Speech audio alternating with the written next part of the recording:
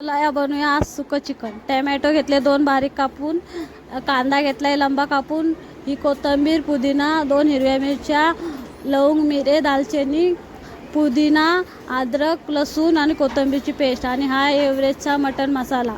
हा तेल तापायला ठेवलं आहे. हा सुकं चिकन घेतलं, त्याला वाफवून त्यात टाकले मीठ, हळद, कांदा आणि टॅमॅटो. आता तेल तापलं आहे, त्याच्यामध्ये टाकला केसपत्ता, लवंग, मिरे आणि हा आपला कांदा जाणार. आता तो थोडा लालसर झाला की त्याच्यामध्ये टॅमॅटो ॲड करणार. टॅमॅटो ॲड केले आहेत मी आता त्याच्यामध्ये. आता मीठ, मिरची आणि आता हळद टाकणार. मिरची पावडर थोडं जास्तच घेतलं आहे मी, कारण की मिरची कम टाकली आहे म्हणून. आता एव्हरेस्टचा मटन मसाला टाकणार मी.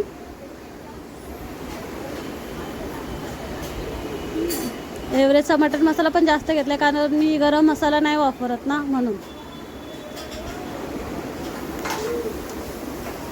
आता याच्यामध्ये आपण वाफवून घेतलेले चिकन टाकणार.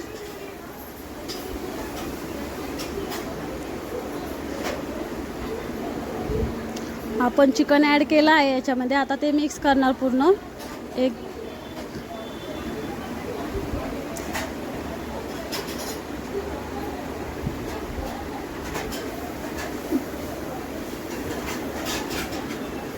आता चिकन पूर्ण मिक्स होतंय, त्याला थोडं तेल सुटू द्यायचं आहे.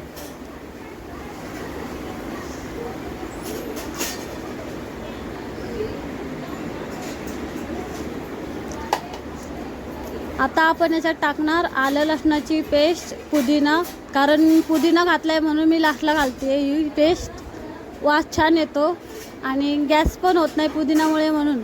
आणि आता आपण वाफवून घेतलेल्या टोपामध्ये थोडं गरम पाणी ठेवलं होतं, तेच भाजीमध्ये टाकते मी थोडं आणि ते वाफेवर ठेवणार. टॅमॅटो आणि कांदा थोडा सॉफ्ट होतो वाफेवर ठेवल्यावर. आपलं सुकं चिकन रेडी आहे.